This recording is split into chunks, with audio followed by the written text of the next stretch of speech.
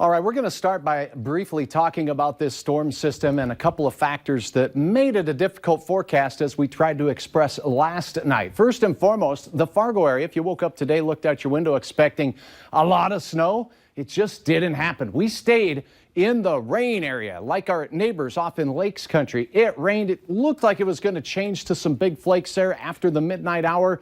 Then it changed back to rain. And secondly, we had a real dry punch of air come through. You can see it right here.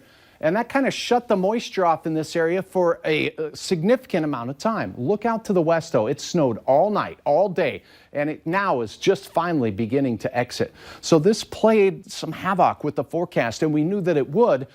But just outside of Fargo, just outside of Grand Forks, the snowfall totals were significant. Now, rain, we have reports of a 1/4 inch of rain, around a 1/2 inch of rain here in the FM area, and up to 1.5 inches of rain in and around Lakes Country from this system, creating a muddy mess for Lakes Country and west central portions of Minnesota.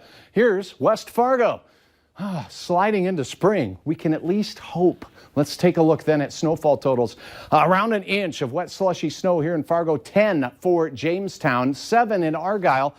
Grand Forks also at 7 and just out of town, 10 inches in Larimore. But the big winners, Edgeley, Ellendale, Ashley, and Wishick, anywhere from 1 foot to 17 inches of wet, heavy snow causing problems there. Speaking of the areas around Findlay, some well-sculpted drifts measured in feet.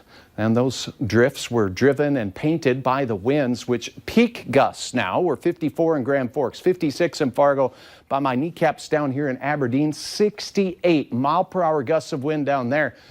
Lakes Country, not as much gusty nature of the wind, thanks to the protection all those trees provide. Here's the latest on the radar, just a little bit of remnant new snowfall taking place, most of it very light. But we do have some light to moderate snow where you see the deep blues there. In these areas along Highway 2, we might get up to 1/2 inch or 1 inch of additional accumulation. Detroit Lakes, you might see some of your first flakes from this system in the upcoming hour or so. Things quieting down across eastern North Dakota as far as new snowfall goes, but temperatures across the entire region steady. Near 30. Here's a look at those current wind speeds. 45 mile-per-hour gusts here in Fargo-Moorhead. How about 54 mile-per-hour gusts in Fergus Falls? The strongest core of winds right here through the Central Valley down to the south. And they're blowing strong. At the Dakota Magic Casino right now, the clouds just ripping from right to left across your screen. Here at Hector, we have ripping winds as well to 45 miles per hour, 31 on the thermometer. Moorhead, 30 at your airport. Now the forecast. This is easy. The snow exits fairly quickly between now and say 7, but the wind continues as we go into the overnight hours, gusting over 40 miles per hour into the overnight. So winter weather advisories have been posted because of the difficult conditions. By morning, temperatures slip into the teens for some to the north and west in low 20s. Can't rule out 1 or 7 renegade flakes of snow. We'll have wind tomorrow from the northwest, but it'll be 10 to 25 miles per hour. And we are going to see temperatures slowly climbing through the midday hour through the 20s. Some of us having a shot at 30 degrees, but just a little cooler than we've become accustomed to. All in all, it looks like a fairly quiet day. For tonight, less than quiet. Blizzard warning continues until 7 o'clock tonight because of the wind, not because of new additional snow. Winter weather advisory because of the blowing snow continues until 1 a.m. And for all of you in agriculture taking care of livestock, this is Cody Perro in Brampton.